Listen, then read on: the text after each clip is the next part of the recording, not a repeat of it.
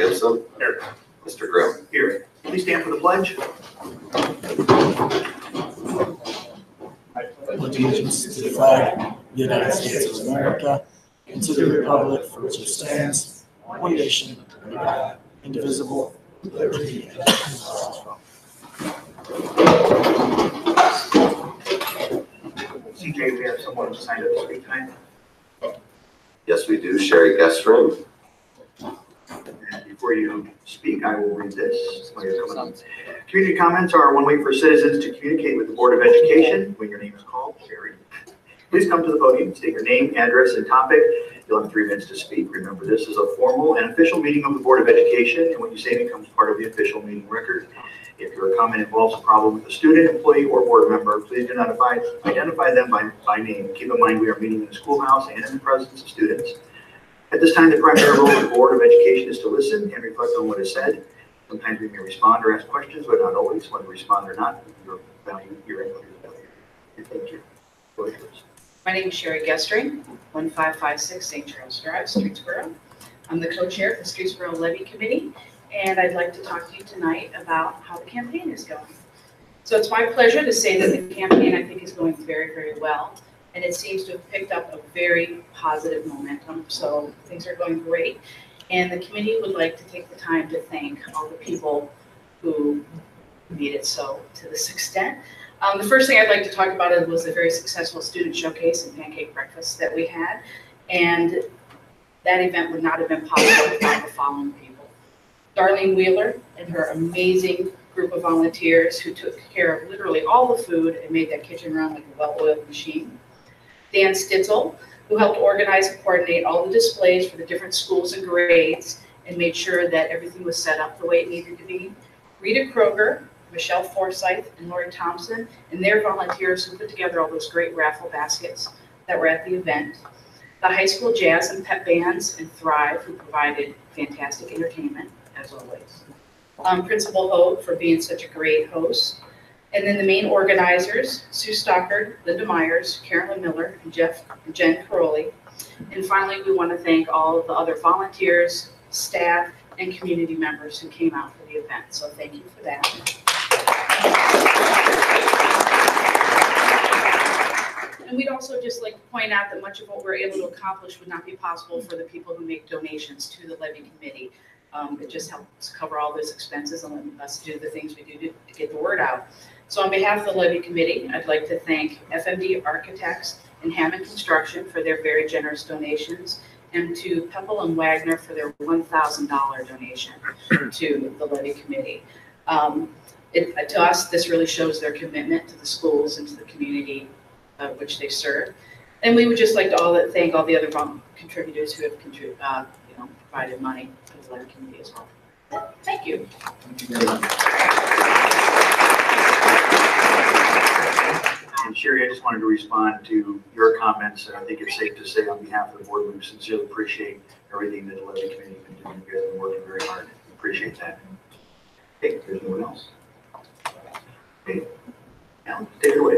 Good evening, everyone, and welcome to tonight's live broadcast of the Streetsboro Board of Education meeting. I'm Alex Antoncic. Tonight's meeting, as usual, is being held in the Henry Deffer Intermediate Cafeteria. Also back on over to School Board President Kevin Grimm. Thanks, Alex. This time we'll ask for the approval of the minutes. It is recommended the Board of Education approve the minutes from 3/14/19 as submitted. Second. Moved and seconded. Any discussion? Yeah. Mr. Kelly. Yes. Mrs. Ballard. Yeah. Mr. Violi. Yes. Mr. Gibson. Yes. Mr. Grimm. Yes. Motion carries. Moving on to superintendent. Thank you, Mr. Grimm. Turn that down. That's better. So I'd like to invite Mr. TV Parr, our Director of Athletics and Maintenance, to come up to the podium. And while he's doing that, I'm pleased to announce that we actually have some very important awards, safety awards to present tonight. They're pretty significant. So I'm not going to say any more than that. I'm going to let Randy go ahead and take over. Thank you, Mr. Donald. Good evening and welcome. This past March, I attended the Ohio Safety Congress in Columbus. It's a conference that's sponsored by the Department of Bureau of Workmen's Compensation. And at that conference, I went to a breakout session where they talked about recognizing employees that don't miss work as a result of workplace injuries. I came back and got a list from Judy Pusser, the maintenance secretary, of all our employees. I was astonished to find out how many people have worked in this district for decades without a mistake due to an injury at work. So this evening, we're going to recognize those folks. And the criteria that was used was 20 or more years with 0 days lost, or 30 or more years with 2 or less days. So that's how significant this award is and how important it is to the district. So without further ado, Mr. Dalba will be doing the presentations. I will start with Ron Menard, 20 years, 0 days.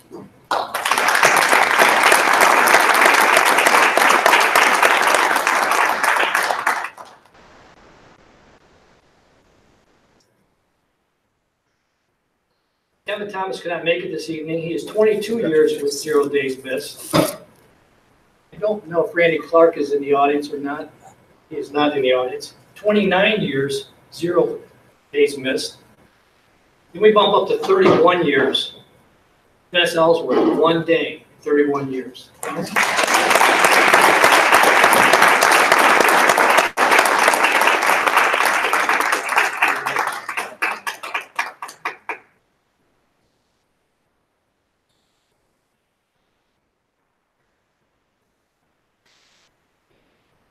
And our next recipient has 35 years of service to Streetsboro City School District with 2 days missed, and that is Mary Spence.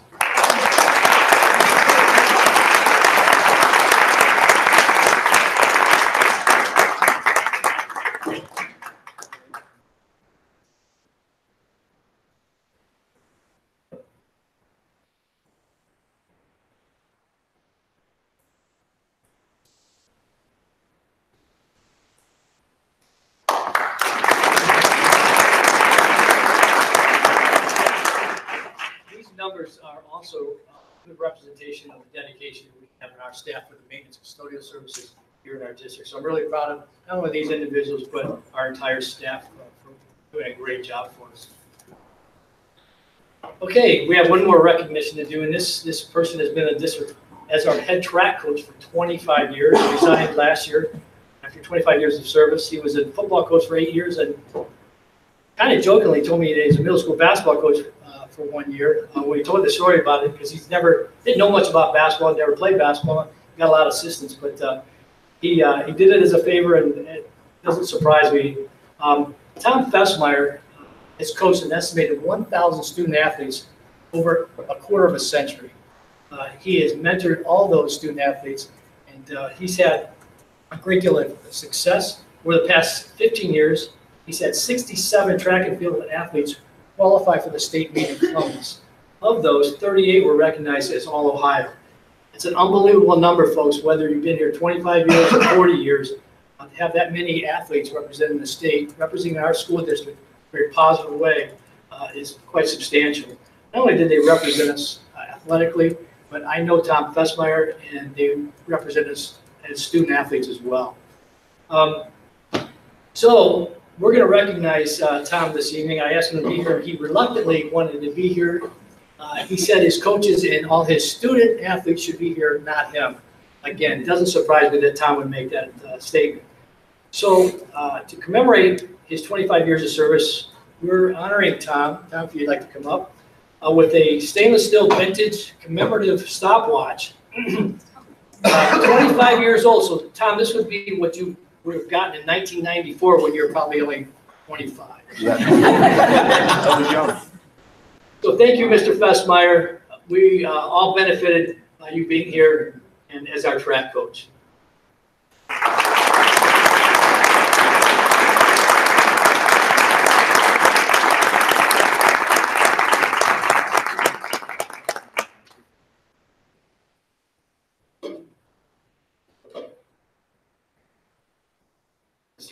Fessmeyer, thank you for your service. It's going to be tough to see you go. And to all of our maintenance and custodial staff, I just want to say that when Randy, he was excited when he came back and he pulled that report, and it's something that you take advantage, you just take for granted, because you don't really, they're here every day, they're here every day, and they do great work. but to realize that they've worked that many years without any missed days due to workplace injury or very few days, to me, that's astonishing. And I really think from my observation, it's almost unheard of anymore. So I just want to say to all of our awardees tonight, congratulations and thank you for your years of dedication and service. You guys are an asset to our district. Thank you. Board, you guys have anything to say? To Ron, Kevin, and Randy, and Dennis, and Mary, you guys are awesome. Thanks for being here and everybody's in an individual job, but like Mike said, it's just a testament to the great work ethic you guys have and that so many other people have as well. And to Tom, you're going to be missed. Thanks for coaching my kids in track and field and just everything that you've done with the school district, including the TV station and the wonderful things you guys are doing up there. So hopefully you stick around and stop in and say hi once in a while, but thanks for all your years here. Appreciate it.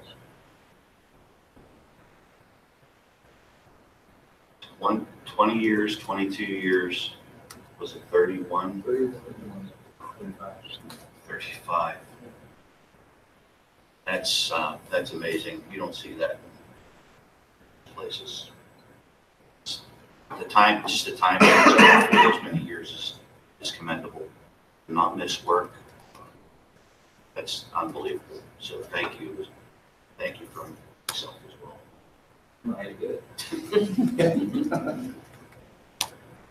And then I just want to say one last thing to Tom. Tom also is not only an outstanding coach and has impacted so many kids athletically as student athletes, but Tom is an outstanding teacher. He single-handedly has set up this TV station to what it is today. I mean, he took us from the analog days a few years ago, helped design I would say a professional quality of studio, and he ushered in the digital age here at the high school. And he always, every time you say to Tom, what a great job you're doing, he's like, it's not me, it's the kids. The kids are the ones figuring this out. But it takes a good teacher to step aside and allow the kids to figure it out. So that's a testament to Tom. And then what he's done in STEM, we asked this guy to step out of his comfort zone 5 years ago and say, hey, now we want you to lead a 4-year engineering program in STEM. And oh, by the way, we want you to learn 3D printing and 3D scanning and laser cutting. And he was like, okay, I'll do it. And he did it. And he did it well. So I just wanted to make sure that we know that Tom is not just about coaching our student athletes, because he did a great job with that, but he's going to be really missed in this district. He is what defines a quality educator.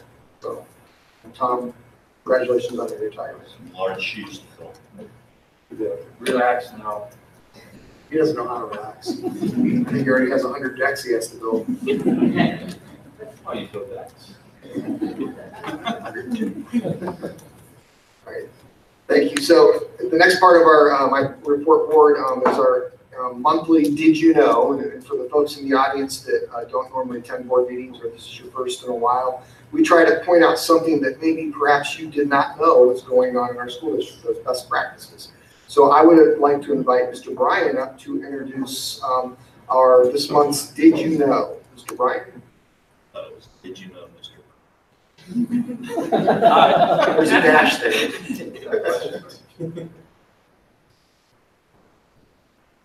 Good evening, board members and community members. First, I want to say, Dennis, if I had known you were giving this award tonight, I would not have had you do the windows in my office the other day. That could have really messed everything up for me. So I'm very, very thankful that I was not concerned for you not getting this distinction. Awesome things that you do that, I'm extremely relieved. As principal's DEFR this past year, I've had the awesome opportunity to work with amazing kids on a daily basis. It's one of the highlights of my job when I come in to see such awesome students be leaders in the classroom and in the community. And with our current student council group, I could not be more fortunate and lucky for them to be leaders academically, leaders with their peers, and leaders in their community. They have done a variety of things with DEFR in the community, whether it's organizing back to school canned good drives for the community, leading with social events at the school with Crazy Hair Day and whatnot. They have been awesome.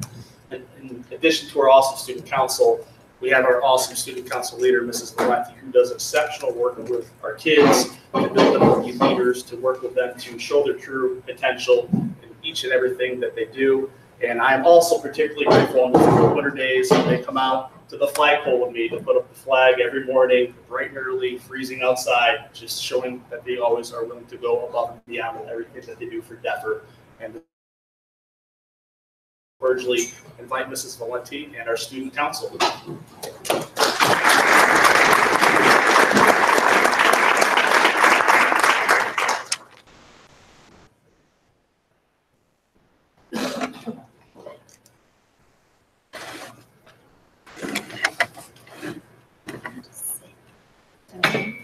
Oh, you're fine, you're fine. Good evening. I am Meredith Hayjack, President of the Student Council at Henry DEFR. This is our Vice President, Maddie Campbell, our Secretary, Ayla Pettery, and our Treasurer, Ramir Chima. We have 30 representatives in all, but Trevor Komlowski, Rebecca Brady, Genevieve Akin, and Meredith Mattmuller are here with us this evening. Our Student Council representatives are elected by their peers to represent their homerooms. Our 5th grade representatives are then able to campaign for office. Tonight we will be highlighting the things that we do by working together to make our school and our world a better place.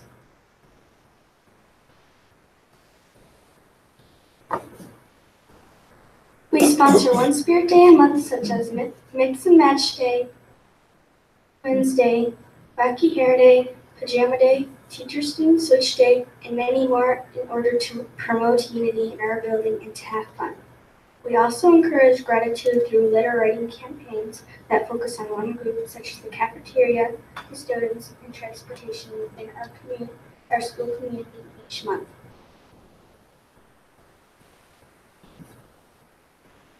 We sponsor the Holiday Theme Basket Raffle each year as a fundraiser. The proceeds from this raffle are used for our school, our community, and our world. We purchased new library books for DEFR on behalf of this year's staff. We provided outdoor recess equipment for our students. We also gave charitable donations in the following places. Locally, we gave to the Children's Hunger Alliance to help feed children in Portage County throughout summer months. Habitat for Humanity for a house being built in Portage County.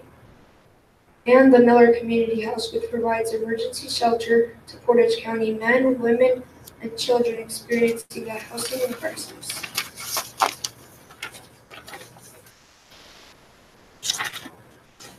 Globally, we gave the Smile Train to provide cleft surgery for a child in need. We gave the Heifer International to provide animals to sustain food for a family in need. We gave the Water.org to provide clean and safe drinking water for children and families. We gave the Shoes That Grow to provide expandable shoes for 10 children in Africa. And we gave to the Milk Money Project to provide milk for students in Tanzania. We held a food drive for the Streetsboro Community Food Pantry. We were able to give them a huge donation thanks to the generosity of our families from DEFR. We made cards and letters for veterans and delivered them to the VFW in the American Legion. We made holiday cards and decorations for Christmas and Easter that were delivered to the Miller Community House in Kent along with some donated gifts. The Miller Community House provides emergency shelter to Portage County men, women, and children experiencing a housing crisis.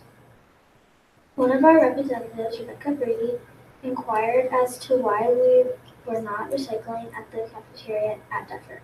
Thanks to her concerns and the great support of our custodians, we now have recycling bins in our cafeteria at DEFR. Another one of our representatives, Maddie Campbell, was concerned about students writing or scraping inappropriate words in our student bathrooms. She felt the students should take more ownership to improve their school themselves. With the help of our custodial staff, our representatives wrote letters and spoke to their classmates about respecting school property, and they spent one of their recess times voluntarily helping to do projects that would improve our building and grounds. Our representatives are also responsible for raising and lowering the flag each day and for helping with our morning announcements. Additionally, each representative is required to complete 10 hours of community service outside of the school day. Our officers and a few of our representatives are here to share with us today about ways in which they are able to serve our community.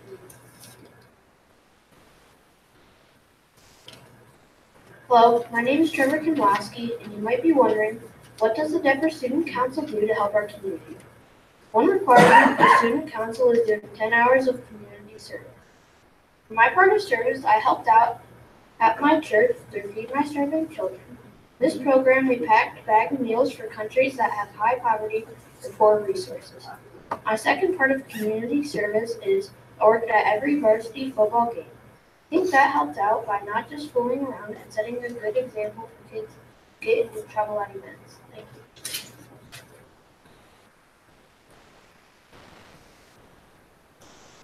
Hello, my name is Meredith McNamara. I am a 5th grade student council member. My community service affected me and was informed with my uncle.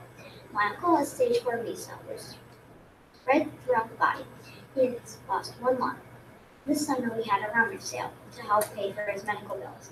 You should have seen the stuff people were willing to donate just to help raise money for him. It was one of those sales where you pick how much you're going to pay. After the sale, the stuff we had left, a church in Streetsboro offered to take it since they were having the rummage sale. That means a lot to me, and I learned something that day.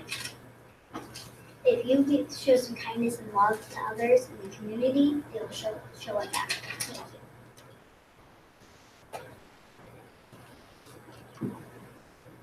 Hello, I'm Genevieve Atkin. My community service hours included teaching toddlers in my church and building carts at Mobility Worldwide.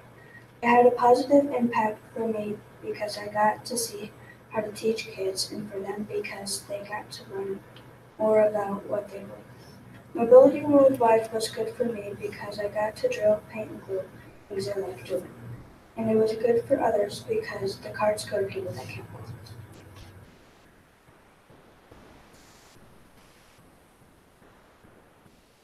Hello, my name is Rebecca Brady, and I'm a 5th grader at Henry Duffer Intermediate School.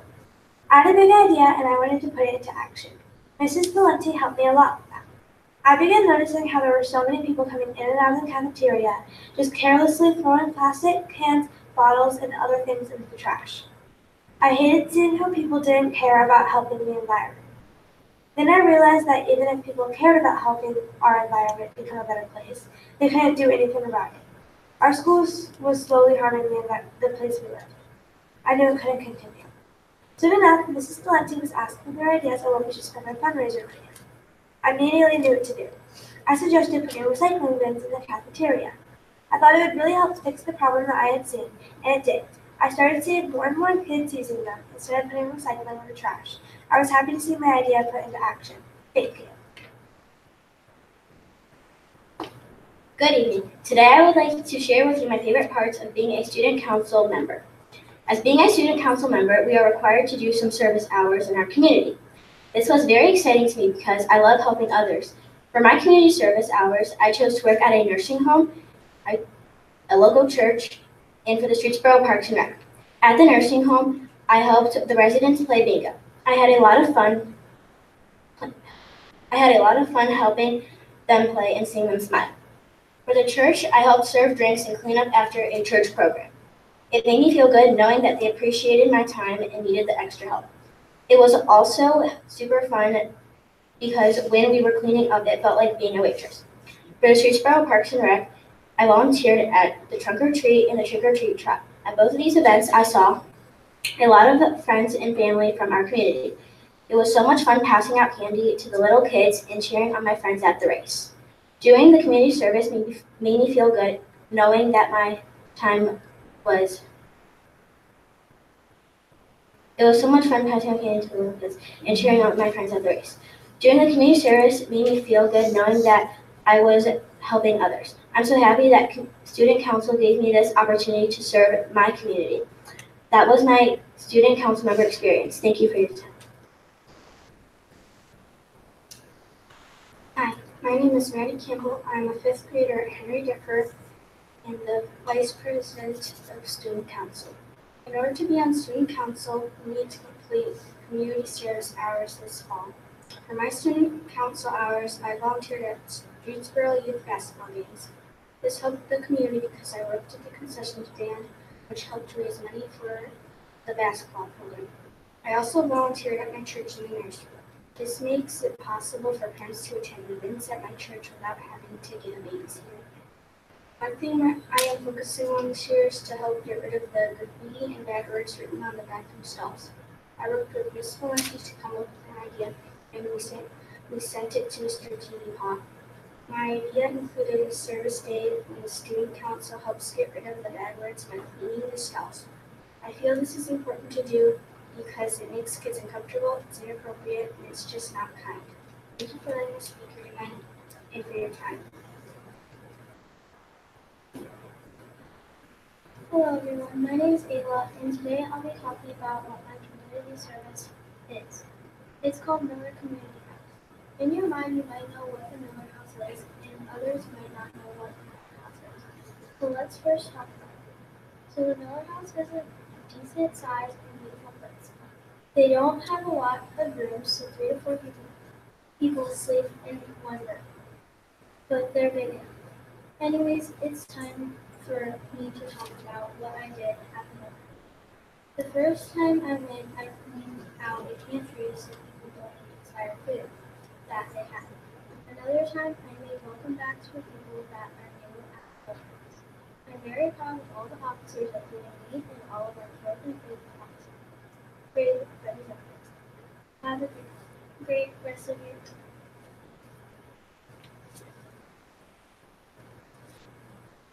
Hello everyone, good evening. My name is Gramir Chima, and today I will be talking about how it felt like to do community service and give back to the community. On our first student council meeting, Ms. Valenti told us we had to do 10 hours of community service. So I did my hours, but when I did them, I realized something.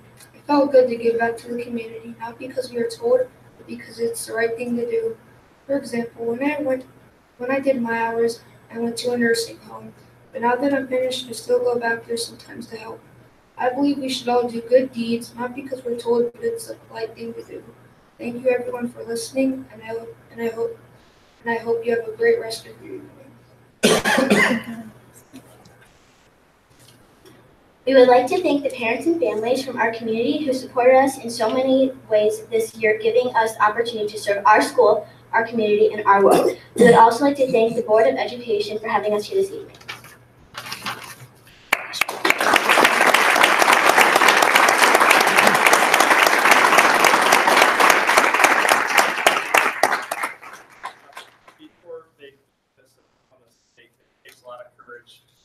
For students that come up before community members, board members, to talk about all the awesome things that they have done throughout the course of the school year for the school and the community. So let's give them one big round of applause.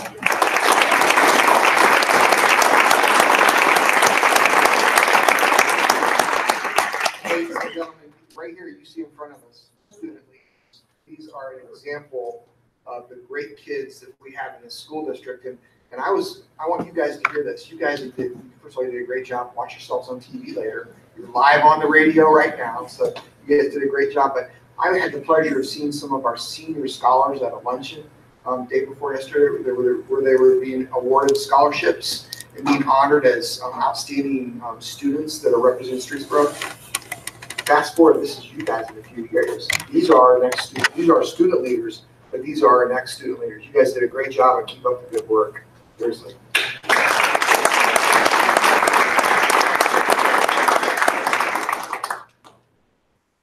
Just to answer the question, did you know? Well, I thought I knew. I thought I knew all the great stuff going on at Denver, but wow, that was great. Thank you. Okay, this would be a great time, students, if you want to go ahead and make an exit, you can, or you're welcome to stay for a long meeting.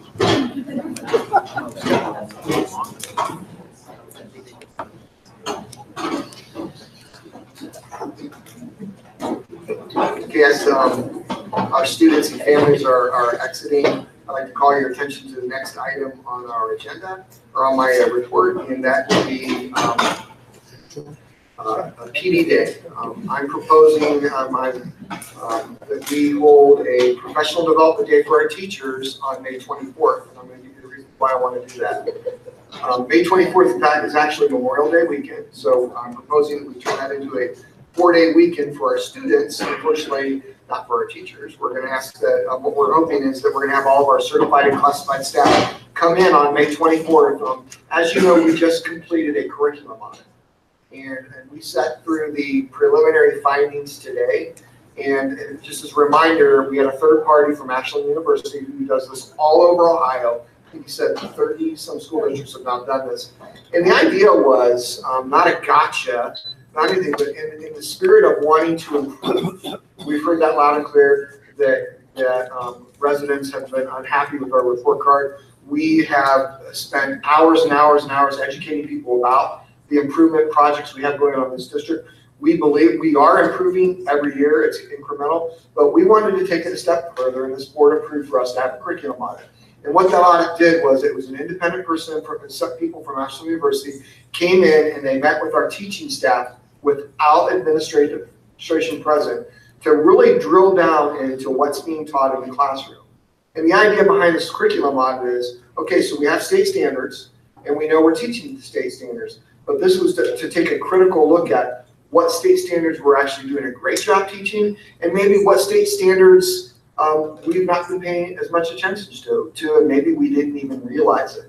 And then take that a step further, we have maybe we have folks that are teaching all of their standards, but then we get a result on a report card that doesn't necessarily reflect that. That creates good conversation. So, okay, so we're doing this, and here's our result. So what's the disconnect? What can we do differently? We think, so the administrative team today actually heard the results of that audit, and I actually walked out of the 2-hour meeting excited because I think that this is going to give our teaching staff some tools and some ahas that they didn't realize. And again, I can't emphasize enough, this is a look into exactly what we're teaching compared to state standards, and give us and it can give us a roadmap on where we can improve instruction. All right. There are tons of state standards. I mean, you guys know that. If you've ever looked at them and you look at these poor teachers and say, how can they possibly do all this? This gives us a picture of where we're really doing it and maybe some areas where we need to pay some more attention. So what we want to do, then the second part of this was a perception survey. And it was a survey about the perception of our teachers toward different aspects of our administration, building leadership, and also then at their own teaching and their own culture and climate. So what we want to do now is we, over the next couple weeks, Dr. Silverberg from Ashland University is going to come back now, and he's going to meet with all of the teachers and present these results by grade level band. And I think that our teachers are going to be like, wow, I anticipate them to be wow. So what I'd like to do, the reason I want to do a PD day on May 24th, the results to me were pretty amazing. And so now we need to do something with these results. So what I would like to do is that Memorial Day weekend, all of our testing is done. All of our testing will be completed by the state testing. What I want to do is have a staff PD day on May 24th to do two things. One, to get our teachers together by subject and grade level bands and to take the results of the curriculum audit in order to create a roadmap for next year. Now we know what we know, so what are we going to do to address that next year? What happens when you do initiatives and training in the spring and then all of us leave for the summer? Sometimes it's not fresh in your brain, and so when you circle back to it in August, it's not as meaningful maybe as it was back in the spring when you had that training. So while this is fresh, it's fresh in their minds, it's meaningful, we want to create critical conversations on May 24th so that they can create a plan of action on how we're going to address this next year with our curriculum. So that's the first thing. And then the second part of the day, for all staff, we want to do our Stop the Bleed bucket training on May 24th. And this is a quick reminder, Mr. Grimm arranged this. Mr. Grimm and I met with the gentleman from University Hospitals. Kevin arranged with Berry Plastics to have over 300 buckets donated to the district, and we're going to be putting Stop the Bleed kit buckets in every area of our school district. And so University Hospitals, the only requirement they had, it was very expensive, it was a free kit, it's a significant monetary donation, and important safety items. Their only condition was that we want at least an hour to train all of your employees. So we want to use the other part of that day for the training on Stop the Bleed buckets. And we're going to include all staff, including bus drivers, all certified, all classified. So that I wanted to tell you that this is what I want to do on the 24th. Like I said, it is after state testing, and it would be an extension of Memorial Day weekend. We do have the DC trip coming back that day, so there would be a small group of 8th grade teachers that will have to circle back and do some, get that staff development to them in a different way, and we're already working on that. Thoughts, questions, comments? I'm all for it, the professional development and the Stop the Bleed training. As far as the training goes, for Stop the Bleed, we'll be in touch with our vet control university hospitals, and if they need people, of course, participate with them as well. And Kevin, do you want to make contact with the gentleman, or do you want me to do that? I can Mr. Ellenberger. Yeah, Dan Ellenberger, yeah. Yeah, I can let him know the 24th. We'll work out, talk to you about times and stuff later. Perfect. Anyone else? Comments? Yeah, so thank you, and I'm glad you said, because then what I want to do after we have our teachers get together, they create those roadmaps. If the board wishes, Ariane and I can make a presentation in June about the findings of our audit so that you can see. And like I said, I was excited about it because there were a lot of great things, and there are a lot of things like, oh, okay, well, we didn't know that was happening or not happening, so what are we going to do? So it's a positive experience. It's not a get you experience, but it's a positive experience. Ariane, did I miss anything? Or? Okay. All right, thank you. So moving on, at the bottom of your document, you'll see that I attached a document called High School Facility Usage. You go ahead and open that.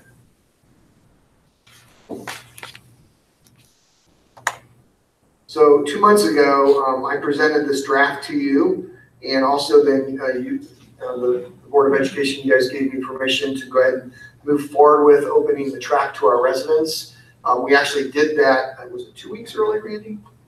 Actually, 2 weeks early, we opened the track, and the track is open every day, weather permitting, and as long as students or athletic teams aren't there, every day from dawn to dusk. And we've got signage there. Obviously, I told you we have security cameras. So that facility is open, and we've had some positive feedback about that. So residents can use it after work. They can use it in the morning. You know, they can even use it during the school day as long as our kids on the track classes out there. But the second part of my presentation 2 months ago were recommendations for use of the high school facility, but also some of our other facilities. And I would actually like some direction tonight. So the document, I did go over this at the last meeting, and I had some various feedback from all of you. But if this document, as I've presented it, is something that you want me to move forward with, I will. But I think there's one last piece that we need to talk about. And if you scroll clear to the very bottom of that document, the one part that I haven't included, other than faculty managers and custodians, have to be on site. So just for the audience who may not know this, when a group uses our facilities, they rent our facilities, they want to use any of the gymnasiums, cafeterias, ball fields, whatever, there has to be a custodian on video.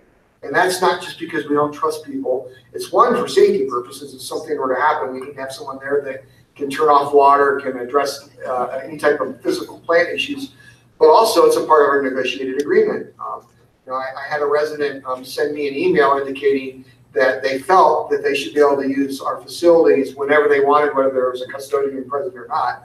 And while, you know, I respect that opinion, that's just not something that's going to happen. And for the very least, it's part of our negotiated agreement with our classified union that when we have a building open and we have a custodian there, and not just because it's in our contract, I also believe that as well. We need to have a school official present in our buildings. So I listed the rates on there. The overtime rates are right around $50 an hour for custodian. The contract states they have to be there an hour before, an hour after, and then of course then for the duration of the rental. So there you see that. That's usually after hours. We do not charge custodian rates if folks are renting our facilities during the hours, unless it creates a significant mess, like they have a tournament or something in an evening where it's going to have a lot of people in and out, then we're going to probably have to pay some overtime to address that.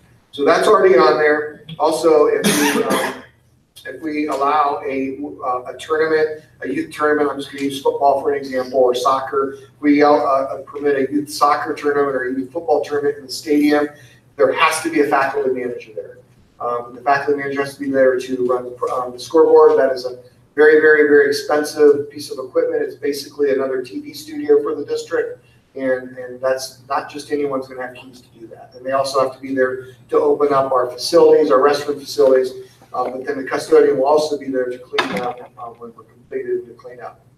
But one thing that we didn't talk about was rates or charges. And so I did a little homework, and we're all over the place with various schools. Some schools charge to use their fields, some schools don't. Some schools charge to use their gymnasiums, some don't. But pretty much the standard, and what we've been doing is that when our youth groups, or when our groups come in, we've been charging $10 an hour to use gymnasiums. We've not allowed or permitted use of the athletic fields. I talked to Ravenna, and Ravenna, who also has a turf field, when they have groups coming in and using their fields, and specifically the football field, they charge $50 an hour. And the second the lights turn on, it's $100 an hour, because that's an expense. It's a pretty big expense. I'm not implying that we have to charge that. I'm giving you an example. So before I put any more time into this, I want to gauge the board's temperature on, are we going to open up the facilities as I presented? And if so, I will begin working with Randy on identifying what I would believe would be reasonable rates to charge. I do not think $10 an hour is enough to charge for the use of our gymnasiums. I don't know what that price should be, and I'm going to do a research. But we do have new facilities. I would expect people to take care of it. They have to have liability insurance. They all know that, and they all do that. But currently, we charge about $10 an hour. Any not-for-profit organizations, we have an agreement with City Parks and Rec. For years, they allowed us to use the baseball and softball fields. They did all the maintenance. They paid for everything on. So we are reciprocating that now. So our parks and recs are using our facilities for free, except when it requires the use of a custodian overtime. And then they're paying for the custodian overtime. So when they have their events there on a weekend, if they have practices, games on weekends, they are paying for the overtime custodians. So I want to now open that up to the board, and I want to gauge your temperature on all of this, because I do need to move forward with this. I think it's reasonable to expect some sort of recovery of our costs, but keeping in mind that we don't want to overcharge our residents, our different teams that are made up of our students. But I think I'll go out on a limb and say, if Kevin's youth team from another community, the other side of the county, or another county comes in and says, hey, I need a facility, can I use your facility? Well, the fee should be charged higher.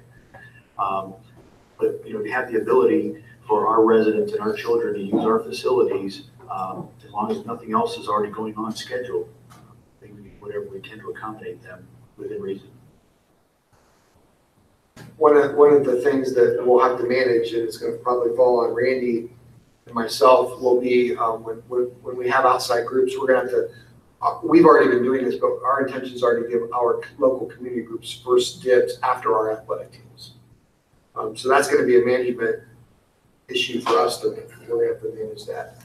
We do have some outside folks that have asked to use it, and we actually just declined a recent request of an outside league wanting to hold some tournaments here, and it wasn't a good time. It was during fall, right in the height of fall sports, and we didn't need that extra burden. And it was an outside, it wasn't Streetsboro, it was outside, because part of this plan is opening up that facility, the high school facility, to our youth on Sundays. Okay.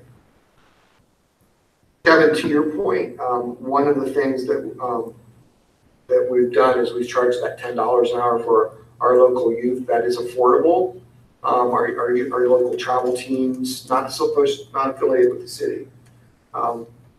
Other districts have charged a little more than that, and very frankly, there have been some districts that said if it's majority Streetsboro or majority whatever, then you just pay for the custodian. So again, feedback on that. Give me some direction. I think all of the times and the terms that you have of when to use it and who can use it, I think that's fine. I think when it comes to the custodian pay, I mean, so it would be $50 an hour on Saturday at 1 o'clock for a youth team to use the gym, right?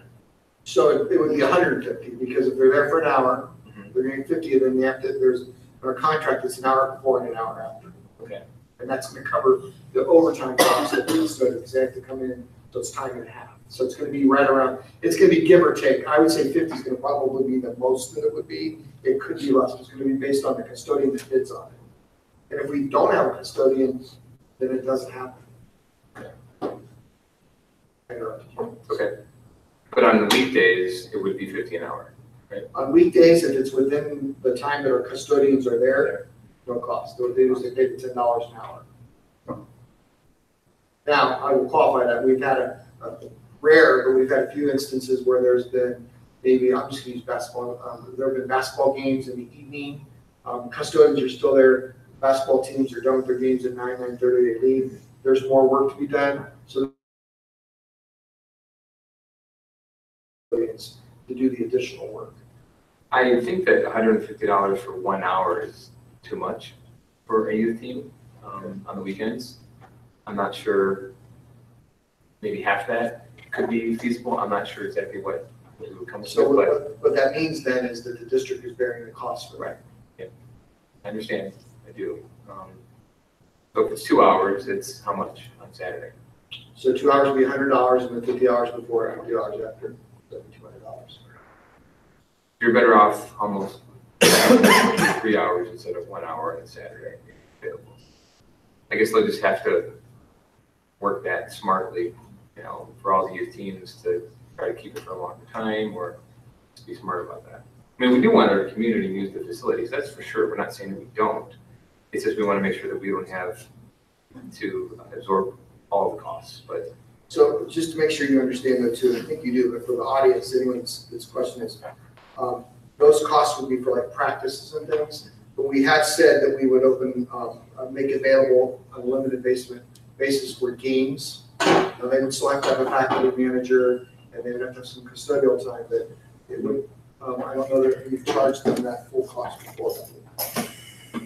So what if you have let's say the high school head basketball coach wants to be there with the youth teams on the weekend? Is there still a charge to have a Contract, right? Well, right now, the high school basketball coaches hold youth camps, and those are not charged. Those are part of our building programs. Okay. So we don't charge them to use those buildings. Plus, it's during the hours when our custodians are there. So during the summertime, our custodians work until 3.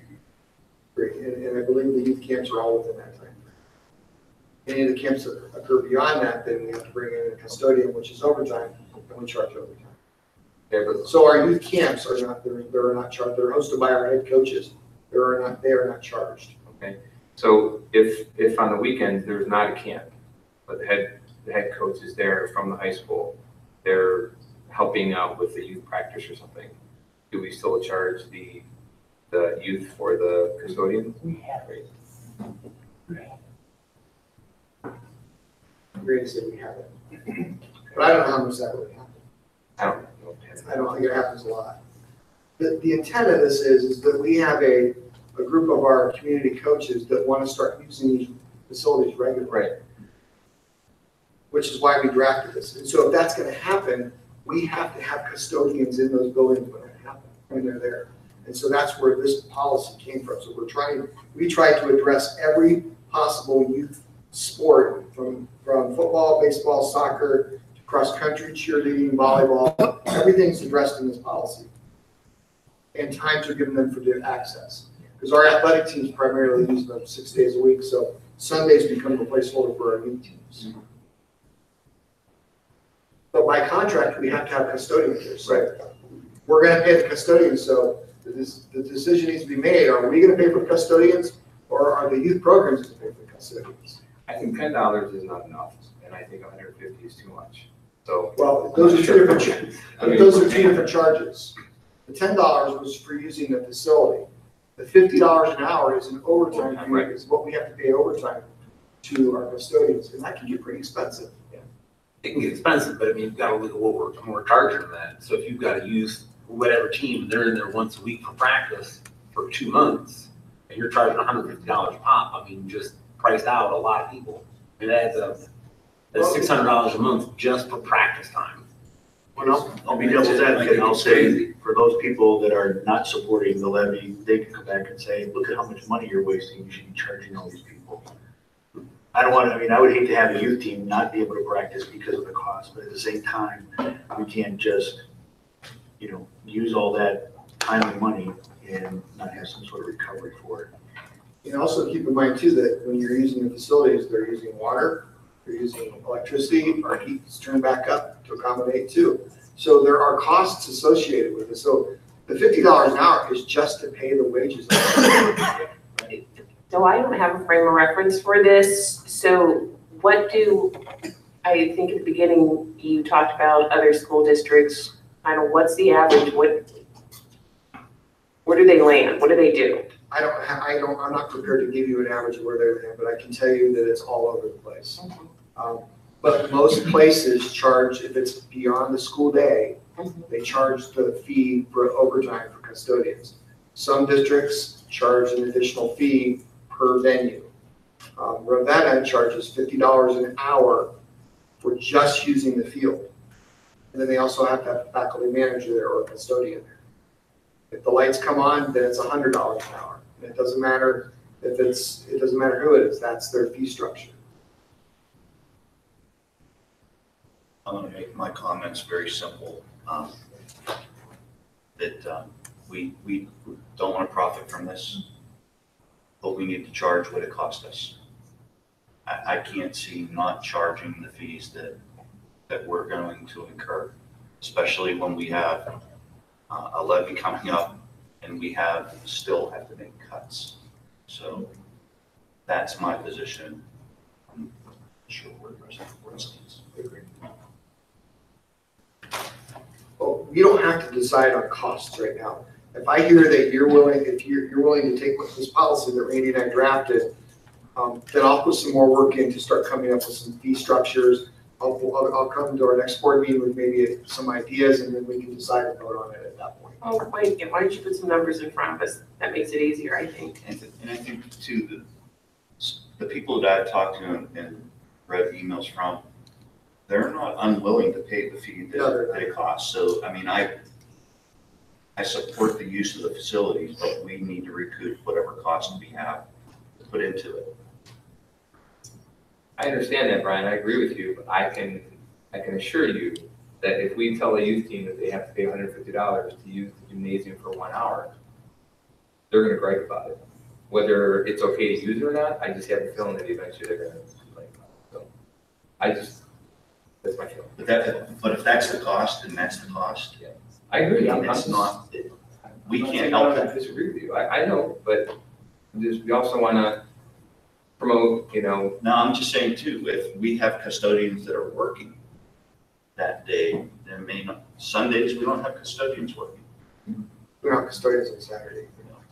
So and then how do you work it too if one team is right after another? Do they have to pay the $50 before and $50 after? Like I said, I would say that we don't want to profit from this.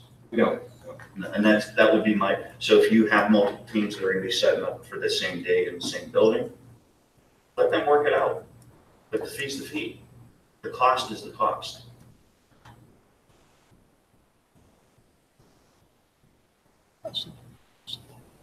Okay, so what I'll do is I will work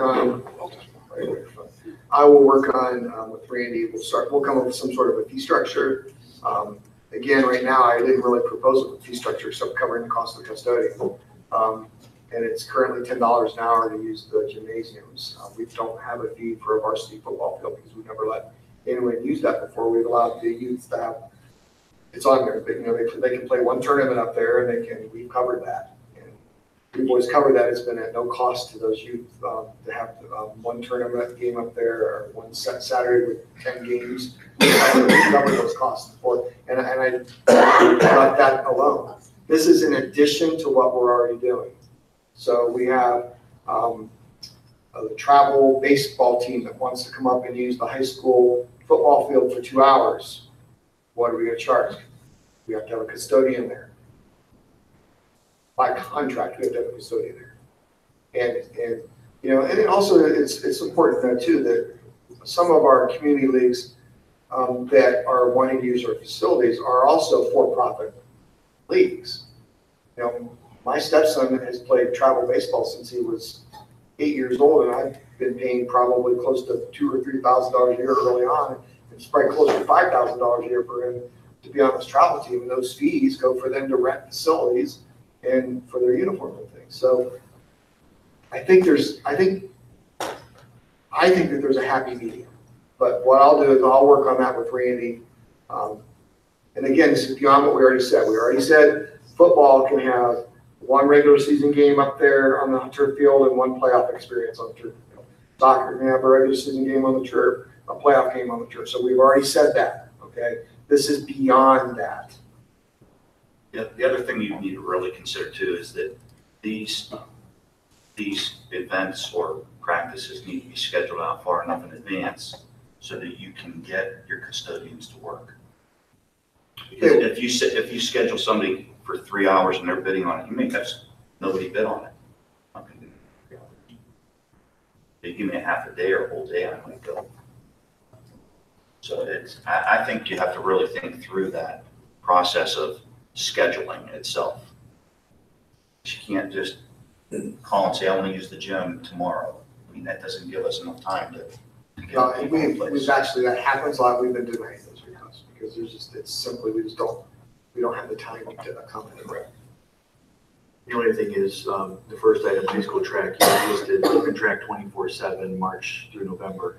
I think that should also reflect the times that we posted on the signage. And the signage does say dawn to dusk. Just so somebody can go back and say, well, I can use it at 8 o'clock at night, even though it's getting dark. So the quiet irony behind all of this is before we opened the stadium, Randy and I went around to several different stadiums and we created a list of rules, and that's been up actually since the day that the stadium opened. You talk about a turnstile or something to count. I mean, if we put a turnstile, I would like to have a counter on it so that we can see how much use it's getting. We're gonna look into that this summer, the turnstile idea. And that, again, the idea of that is to keep bikes, possibly animals, people bring their dogs. I think it's important to do that just because then you'll get an idea of how much use you're getting out of it as well. Any other thoughts, comments? Okay, thanks, I appreciate that. So I would anticipate next board meeting or June. There are a lot of things that are taking a lot of priorities right now, but we'll work on getting into this. And I think I like Randy and I spent a lot of time on this. I like the way the compromise that we came up with. And so now we just have to kind of make it reasonable as far as pricing. Okay, next item on the list, just very quickly, I wanted to tell all of you that Randy and I, myself and then Randy and I, and also the treasurer's office, Gardner is a company that's local, they're in Solon, and they actually are the ones that put all of our HVAC systems in our buildings. And they also, another part of what they do is for I don't remember how many school districts around Ohio and businesses, but it's over 100, that they actually do live data analytics for school districts. I'm just going to use school districts as an example. So what happens when you build a state-of-the-art building that's LEED Gold like the high school or LEED Silver like the others? We have very much computer-based HVAC systems. And they're open, what's called an open interface system, okay? So it's not proprietary to those systems. And so what happens is these companies come in, that we get our training, we train our custodians, our maintenance folks on this, and then they leave. They get 6 hours of training on a very high-end, high-tech computer-based system. The company sets it to run, and they leave. So then we are in a reactive mode, okay? Because then when we get down in the science wing, it's too cold, but in the math wing, it's 80 degrees, we have a problem. So then we go into the system, we try and problem solve, and then sometimes we have to call Train, which we have a service contract through. We've discovered this is broken, come in and fix it. So what Gardner does is they run live data. When they partner with the school district, they run live data analytics. And what they do is they pull data from every building's thermostat and systems every 15 minutes, and they monitor it in a war room. And what they do, the reason that this is so powerful is that our custodians and our maintenance are not trained to sit in front of a computer and say, oh, room 23, the air handler looks like it's pulling in too much outside air, which can then throw off the entire pulley envelope. I need to go down and check that. They don't sit and do that. They have a job to do, okay? So Gardner, what they market is they do that for you. And to give you an example, I'm going to use Ravenna High School as an example, because Dennis Honkel is the one that talked to me about this. They run over Ravenna High School. And Dennis said, Mike, have you looked into having Gardner take a look at doing an energy audit of Streetsboro? And I said, why would I do that? We have all the facilities. He goes, yeah, so does Ravenna Ravenna High School too. It's 8 years old now. But they can save you a lot of money. I said, wow. And so he explained to me about this. So I went and I talked to them.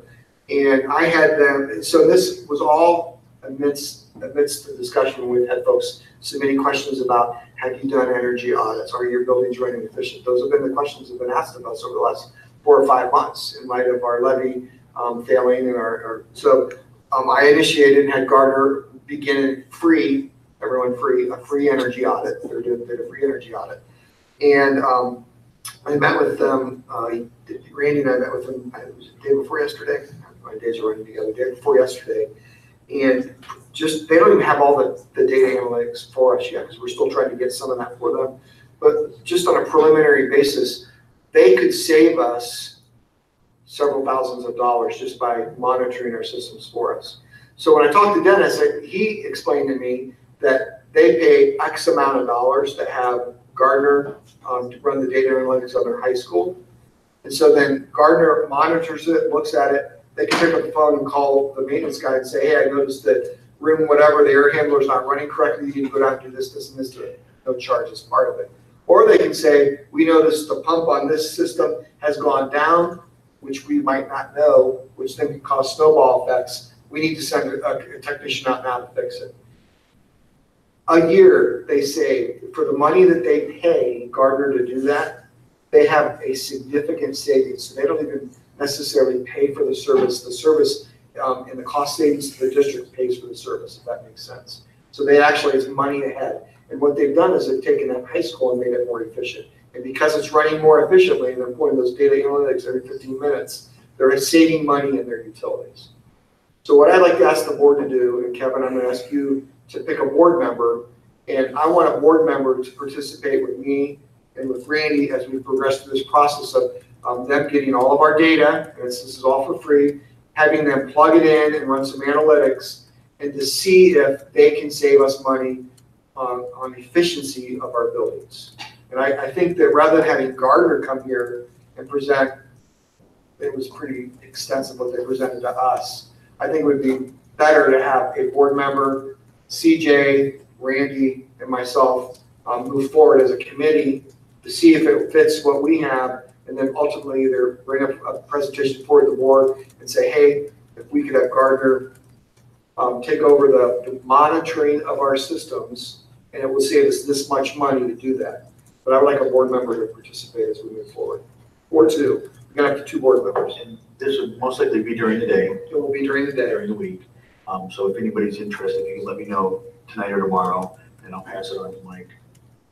And if there's a day, I can work with that, but Gardner's very flexible. And they're just right over in Solon too. It took us, what, a half hour, 30 minutes to get over to their office. But it's pretty impressive what they do. And I was very impressed that they pull live data every 15 minutes and they're making decisions and making phone calls, and they can do programming at their site to change things to make the buildings run more efficient. Have you spoken to any other school districts? They're pretty good success as well. Yes. A lot of school districts in this area are using them because they're saving them money. Then Gardner also, just as an aside, you're starting to see solar panels popping up in school districts and some with windmills and turbines.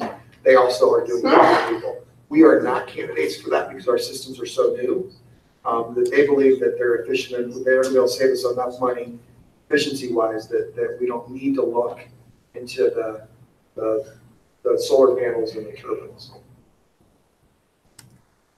I have a question. How does that differ from what Trane is doing? Train is simply a service contract. So they come when something is broken. And that's when I said earlier that right now school districts are reactive, not proactive. We don't have someone that sits and monitors systems, okay? So when we are made aware of a system issue, sometimes that's an alert, or we find out one room's cold, one room's warm, something has shut down. We can get into the system, and then that's how we can determine, can we fix it? If we can't, then we call training, who we have a service contract with, and they come out and fix it. Do you have any numbers at all, like what the cost is? I don't want to share those because yes, I do, but I don't want to share those yet because they don't have all of our pieces yet. We're still working on getting them all of our all the pieces so that they can give us an accurate idea of what this would cost and what the savings would be. But my direction to them was, I don't even want to talk to you if it's going to cost us money. So if they're going to charge us $5, they better be saving us $15, so that the savings is covering what they cost us. And so I told them I don't want to talk to them unless that's what the conversation is going to be. Good business decision, I would say, that what you're costing and what your return on your investment. I mean, that should be a good thing to look at, and if it saves you money over a long haul, then something that we should consider. And they're excited to meet CJ because from his performance audit background, they're excited to show him everything that they have, because they think that from his performance audit days, that he's going to be saying, oh yeah, that's what district should be doing. But again, I'm not him, and I don't know his world. I don't want to know his world. But that's why he's going to come with us and analyze I'm that. just going to throw it out there. I don't work Monday through Friday. I'm off on Thursdays. If that's a day that this is happening, and just like potentially. We can have up to 2 board members. So if there's 2 of you that want to do it, Kevin, you decide. But I think it's worth. They're not charging us anything. It's just my time and CJ's time. So it can't hurt to take a look at it.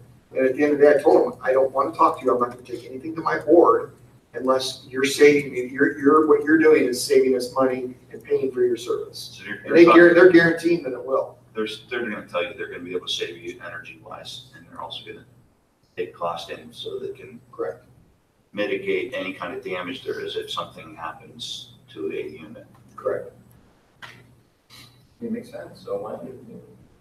And just as an aside, just as a plug to all of you, when we did the building projects, we put HVAC systems into our buildings that were open sourced.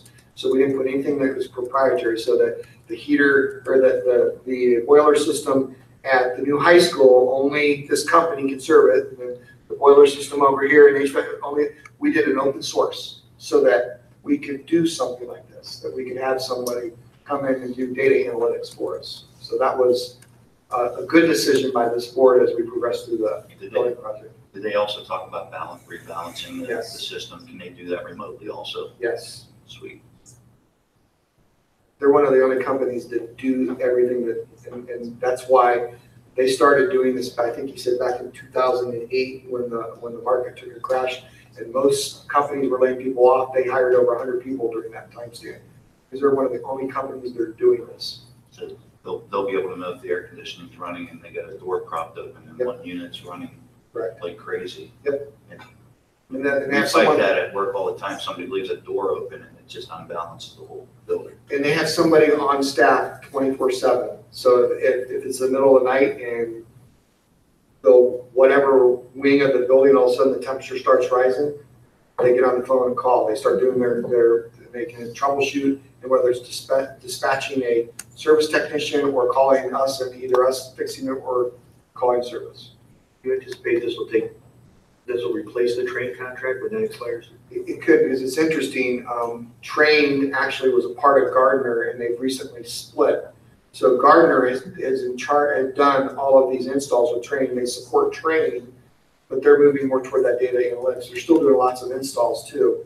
Train doesn't have the same capacity to do what Gardner does. The service, yes. But their technicians, because they were trained, certified, can also service our equipment as well. But right now, our service contract with Train, which is very minimal, is to fix things when they break. So who would be our point of contact if Gardner needs to contact us about something? Well, it would either be Randy or Dave Clark, or it could be me. Probably one of our maintenance people. It's 2 in the morning.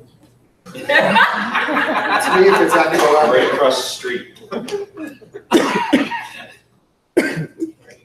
So again, I apologize, my report's long again, but these are important things that, and it goes back to possibly saving money for the district, and being more efficient per dollar. Sounds good.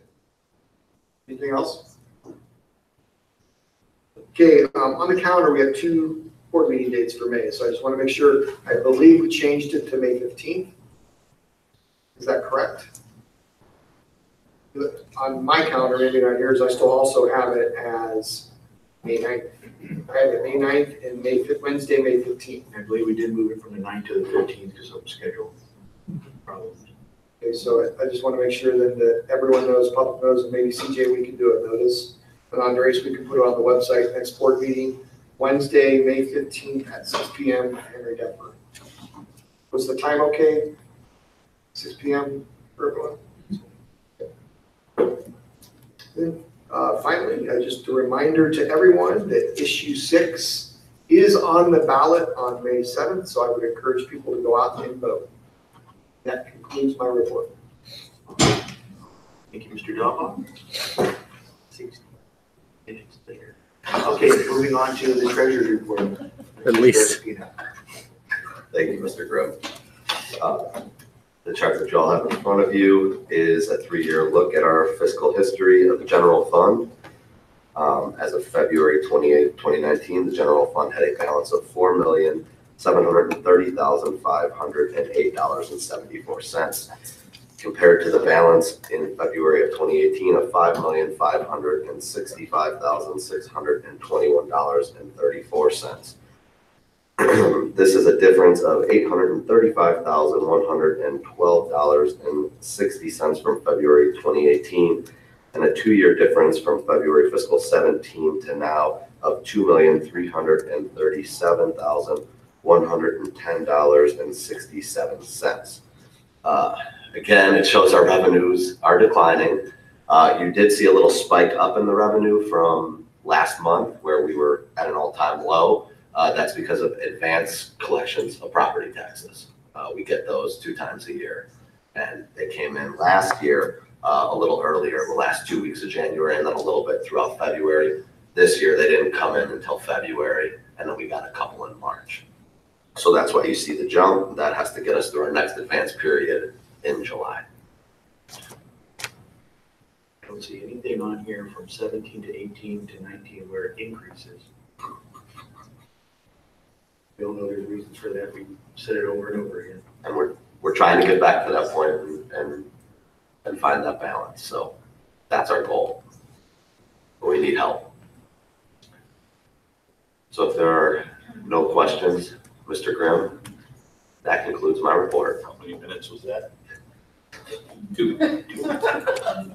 Not that 62 minutes is good. There was a lot of good stuff out there today. Just to let the record show, I talked with Mr. Dalbaugh today, and I said, wow. Brad, it's on your time. That's fine, you can. Because it's not going to generate that length of discussion. But I said, hey, Mr. Dalbaugh, I said, the report doesn't look too bad today. He said, yeah, not too bad. I said, maybe, just maybe, you will beat the length of the treasurer's report. He said, I'm not sure. It was misleading. It was misleading. Anybody that doesn't regularly attend a school board meeting, this is kind of jabbing that goes back and forth. Because one side of the room goes for a long period of time, the other side of the room is like a hit and run. So. Thank you for that comparison. I appreciate that. All right, moving on to board reports. Mrs. Patton. Yeah, I just want to mention my legislative update. We've heard about this Cup Patterson trying to fix school funding. I just want to remind everyone that that is a long way off. It's been more than 20 years since the Ohio Supreme Court said that school funding in Ohio was not being met properly. And in those 20 years, we haven't had a fix yet. We are always hopeful, but I just want to remind everybody to be very cautious. We hope things go well, but in 20 years, they haven't fixed full funding in Ohio. So it's just a proposal. They took hearing on that proposal earlier this week, but we are still in very early stages of that process. So Mrs. Babbitt, may I quick? yeah. And also the proposal, while benefits a lot of districts, and it really tries to make things more equitable, and it does for Streetsboro as well. The reality is that it's not funded, like you said, and it would cost the governor in the state of Ohio almost $700 million in addition to what was already budgeted this year. So the question could be asked, it's great, and we're glad they did it. Where are we going to get $700 million to fund this and sustain it? But yeah, I just want to focus on the fact that it's still early and it's been 20 years and they've just been working for what, under a year and a half on this. So, you know, be very cautious about thinking that there's going to be a solution to school funding in Ohio anytime soon. That's my legislative report. I just wanted to remind everybody with regard to the PTA update that the Streetsboro Community PTA is hosting an Internet Safety Night on Tuesday, April 23rd from 6 to 8 p.m. It'll be here at Henry Duffer. And everyone is welcome to come. There's no charges open, but you do need to register for that. So please visit the PTA site to register if you intend to go. And I'll just also mention that the PTA was awarded a national PTA grant to host the PTA Connection with Facebook. And this is a free interactive event, and it's for, the event is safe for kids of all ages, but it's geared toward families with kids in grades 2 through 5. Please make sure you register to hear this information. April 23rd, 6 to 8 p.m. here at Henry Duffer. You do need to register, even though it's open, it's free. Thank you. Thank you, Denise. Andy? Yep. Hey, so the levy committee will be meeting next week. If you haven't had a chance to get out to the levy committee meeting yet, run out. So get out there. They've got some events going on still. Canvassing to be out this weekend. They'll have a table set up for Walmart, greeting people, passing out information. It's vital we get out and make sure people know what's happening with the levy. And then the levy committee is really doing a great job doing that. If you check out their Facebook page, they've got a list of what's happening. It's important we get out and support and make sure we have an educated vote to get things, to get the money we need to, keep doing what we're doing. So. Thank you, Andy. Just wanted to make mention, thanks to City Council for acknowledging and supporting the school levy. They did that this past Monday at their meeting.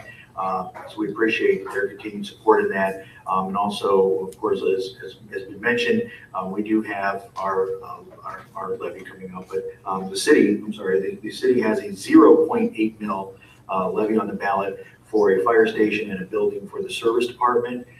So, you know, in order to have Streetsboro continue getting better, and, you know, I guess unfortunately we need to continue looking back to our taxpayers.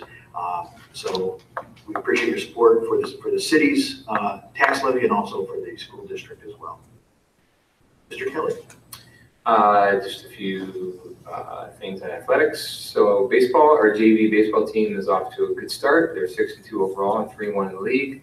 Varsity team is young and is playing 5 to 6 underclassmen, a couple freshmen, 3 or 4 sophomores starting. The varsity record is 2-7 overall, but they're definitely improving, and they're 0-4 in the league.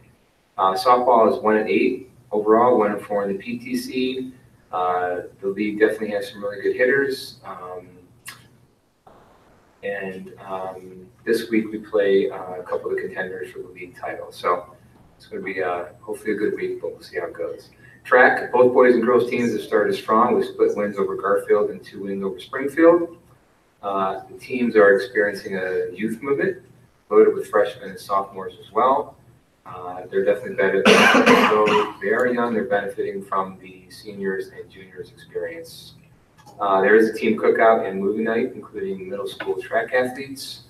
This is being promoted on April 19th. Some other opportunities are planned in the near future, including an Under the Lights inter-squad team invite. These projections are very positive and hopeful for another loaded state push. So, yeah, that's it. Thank you, John. Mr. Violi. Yes, I forwarded all of you the meeting notes from last month's Maplewood meeting.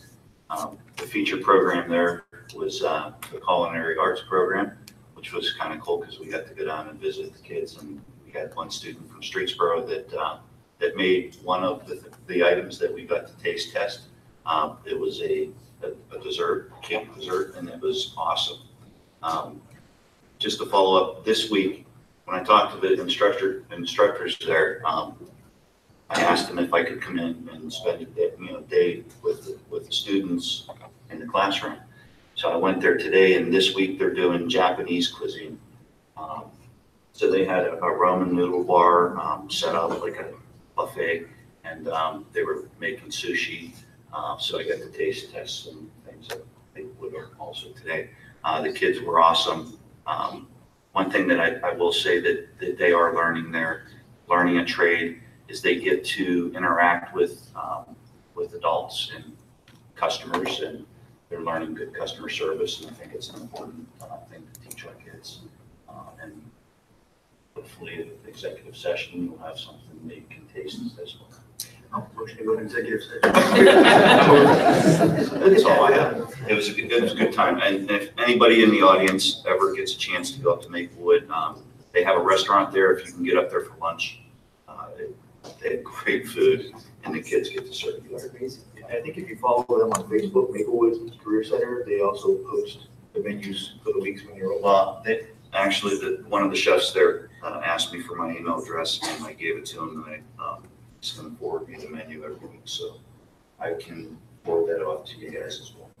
And it's ridiculously inexpensive. Yeah, You it's can't even go to McDonald's and get a hamburger and fries for what you would get a full bill for at Maplewood. And typically, it's usually do 3 courses. They do a salad, an entree, and then a dessert.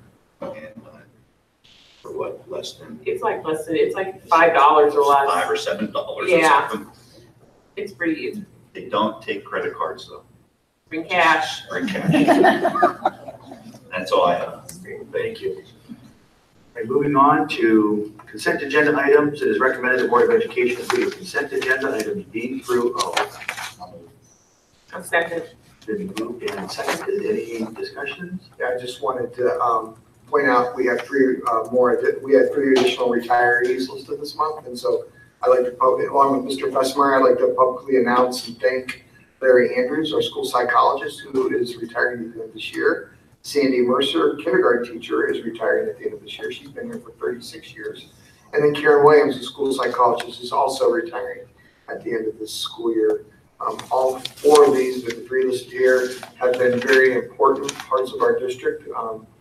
For a long time, they've touched tons of kids' lives, and I just want to thank them for service. Rachel had Miss Mercer for kindergarten. She just got her. I think at least 2 of my kids had Miss Mercer from kindergarten. I just want to say thank you to the 3 names that are on there. They've done a great job. Thank you to everyone also, but I have to jump on the Mrs. Mercer bandwagon too, because all 3 of my kids had her, and she is part of the reason that my daughter is going into early childhood education. She wants to be like her and several other teachers. Is that all, Mr. Bowman? And then under resignations, we lost one, our administrative assistant at the board office, Samantha Velbeck, was administrative assistant to the assistant superintendent. She was a very critical part of our operation, so she's listening. She listens quite a bit and helps with the levy. And I'd like to thank her for all the work she did in the district. And also you see that Mrs. Peters is going to be scary one to take. Yeah. She's resigning tonight effective July 31st as assistant principal of Streetsboro Elementary School. So I want to thank her for her time at Streetsboro Elementary School. Do you think we'll see her around anymore? I don't know, I hope so. Good luck to you. Good luck in all you choose to do. And just want to also point out the donations. We have about $6,000+ in donations from several people going to different areas, Retired Teacher Scholarship Fund, Educational Foundation for Scholarships and Grants, and also some donations to the elementary school. The kids, 35 butterfly and sunflower kids valued at over $1,100 from Celebrate Planet Earth. You have a question? Did you get a resignation letter? Absolutely. I did sign it. So if we were actually to end the meeting after the consent agenda, Mrs. Devers would be out of a job. That's scary. All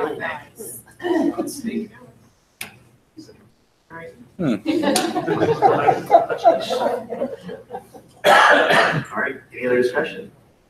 Hearing none, call for the vote. Mr. Violi? Yes. Mrs. Ballard? Yes. Mr. Grimm? Yes. Mr. Gibson? Yes. Mr. Kelly? Yes. Motion carries. Moving on to superintendent's recommendations. Okay, I have to. Item A, it's recommended the Board of Education approve the addendum to the administrator's contract between Cynthia Devers and the Streetsboro City School District Board of Education. I'll move. It's been moved and seconded. Any discussion? This addendum to her contract will assign her or appoint her as for the duties of Director of Student Services between, I believe it was April 5th and the end of the year, and it compensates her for the additional days that she's going to have to work beyond her assistant principal's contract through the month of June. Any further discussion? Hearing none, call for the vote. Mr. Violi? Yes. Mr. Kelly? Yes. Mr. Gibson? Yes. Mrs. Ballard? Yes. Mr. Grimm? Yes, motion carries. So at least she's employed now through July 31st. Item D, it is recommended the Board of Education hire Cynthia Devers as Director of Student Services for a period of 2 years commencing on August 1st, 2019 and ending on July 31st, 2021. I'll move. I'll second. Moved and seconded. Any discussion? I'm very excited to make this recommendation. Cindy has spent the majority of her career, and I would even argue even as an assistant principal, working with students with disabilities. And I think when you look at one of the biggest reasons, the biggest qualities or characteristics of the Director of Student Services is the ability to forge positive relationships with parents and with kids, because that becomes critical when the tough conversation occurs. The tough conversations sometimes occur around how to get a student to move forward when there's some challenges in front of them. And Cindy, from my perspective and a lot of people's perspective, that's probably one of her biggest assets. She's also been an intervention specialist for how many years? A lot. Let's not put a number on it. We won't put a number on it, but a lot of years. And so she actually understands compliance. She understands the process. And we had her work with Joe for a week. And we can officially say that the train has run her over, and she is right in the mix of things. She's doing a great job, and I'm excited about this. Any other comments? Hearing none, call for the vote. Mr. Violi? Yes. Mrs. Ballard? Yes. Mr. Grimm? Yes, Mr. Gibson? Yes. Mr. Kelly? Yes. motion carries. Congratulations. Thank you. That concludes my recommendation. Thank you, Mr. Dallow. Mr. Scarpino, any recommendations? Not this evening. Any new business? Any old business? Very well. At this time, it is recommended that the Board of Education enter into executive session to consider matters required to be kept confidential by federal law or regulations or state statutes, to consider the employment of a public employee or official and the discipline of a public employee or official with possible action to follow. Moved and seconded. Any discussion? Hearing none, call for the vote. Mrs. Ballard? Yes. Mr. Kelly? Mr. Grimm? Yes. Mr. Gibson? Mr. Violi? Yes. Motion carries. We are in executive session at 7:30. And yet again, a long report from Mr. Dahlball, but that's to be expected every week throughout. And we're going to go ahead and